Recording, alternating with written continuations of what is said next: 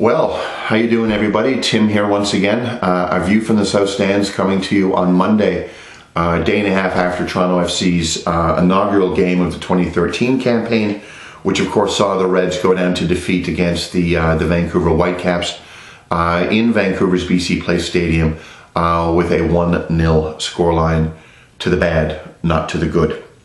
You may have heard me mention a second ago the name of the blog. The blog used to be called The View from the South Stands. It's been tweaked a little bit this year. It's going to be called A View from the South Stands. The views here are nobody's but mine. I don't want to presuppose that I speak for anybody other than myself, other than a fan that loves the team and has a point of view that he wants to share with the world. So I don't want to actually presuppose anything other than the fact that this is my space, my blog, my point of view, my opinion that I definitely want to try and share with everybody. I want to very quickly touch on what I've got planned for the season in this space. I'm going to be doing video blogs after each and every game, home and away. I'll try to get them done as quickly as I can. And I'm also going to try to write as much as I can as well. I haven't written as much in the off season as I probably would have liked to do. But there's certainly not a lack of TFC information out there. And again, I just want to reiterate that this is an opinion site.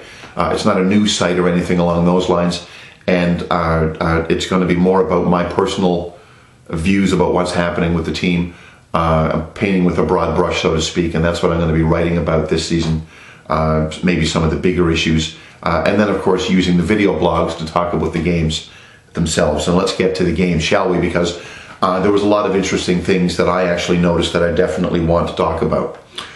We got a new club, don't we?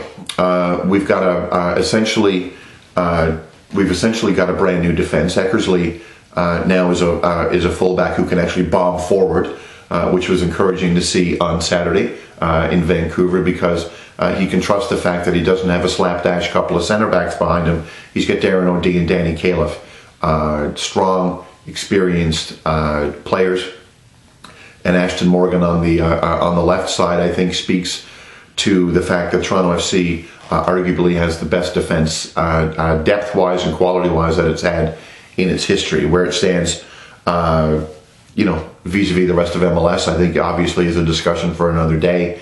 And I wrote about it in the piece down below as well, late last week, about how I think this is the deepest team defensively that the Reds have ever had. And speaking after the game here, I think it's fairly easy to see that defensively Toronto did not look out of place on Saturday. There was that 5 or 10 minute stretch where Nigel Reo-Coker came on in the second half for the Whitecaps, again a quality player, where he kind of bossed the game a little bit. The Reds got a little sloppy in midfield, and Vancouver had a really nice ticky-tacky goal.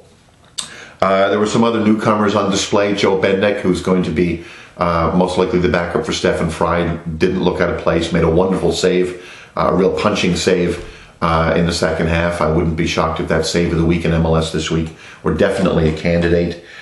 O'D and Califf, obviously, we've mentioned. And Kyle Becker didn't look out of place either in central midfield as well.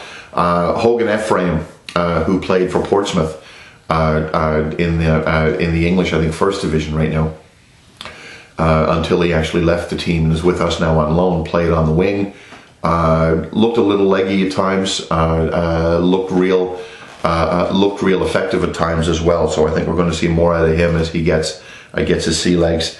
And of course Robert Earnshaw, who's our striker of choice right now, with Braun injured and with Couvermans still on the mend. He's going to be the guy. Even though he hasn't played in months, he played, I think, for most of the game, or maybe the entire game, if I recollect, on Saturday.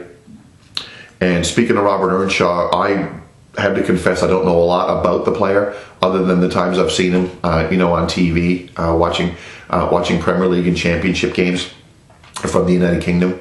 So I've actually enlisted a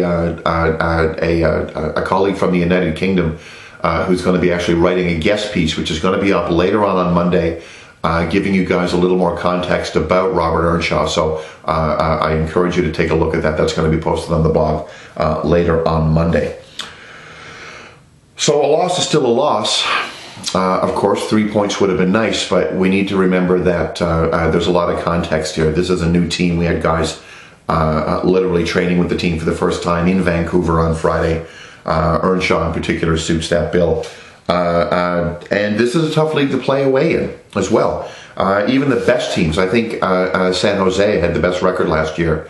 I think they actually had maybe 7 wins on the road out of 17, if I recollect. So not the top teams in this league are only winning 5-6 times on the road. So the trick, obviously, in a road game, in an unfamiliar environment, with a hostile crowd, if you call, the Mausoleum known as BC Place a hostile crowd. Yeah, a little shot against the Whitecaps fans there. If you call that a hostile environment, fine, but you're out of your comfort zone a little bit, and the trick is to try and remain in the game and remain competitive, and I think Toronto FC actually did that very effectively. I think Ryan Nelson's game plan was to be, of course, tight defensively, be tight at the back, to play a nice compact sort of shape, and to use pace on the wings to try to get the ball out wide and whip it into Earnshaw. That was the tactic.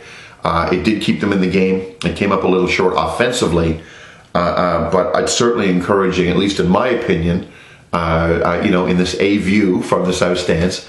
I think it's really encouraging to see that the team at least was giving it their all and was competitive on the road. And competitive on the road is progress.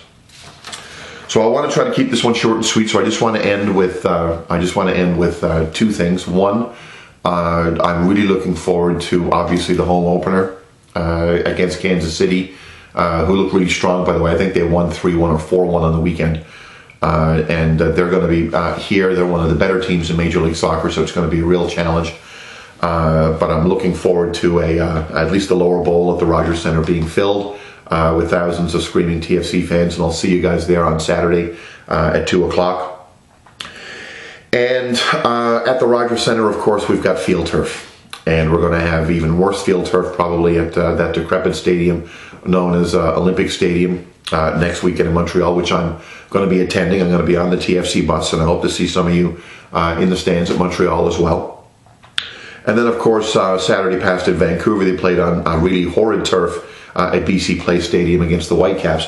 Vancouver's captain, Jay Demerit, went down in the 8th minute with either a hamstring or a tendon problem. I can't remember which one it was, but he's going to be out indefinitely, I believe, and I think the turf can be blamed definitely for it as well, and it really makes the game look unattractive. It really sucks the life out of a team trying to play the ball on the carpet. So luckily TFC got out of Vancouver without any injuries. Can't say the same for the Whitecaps.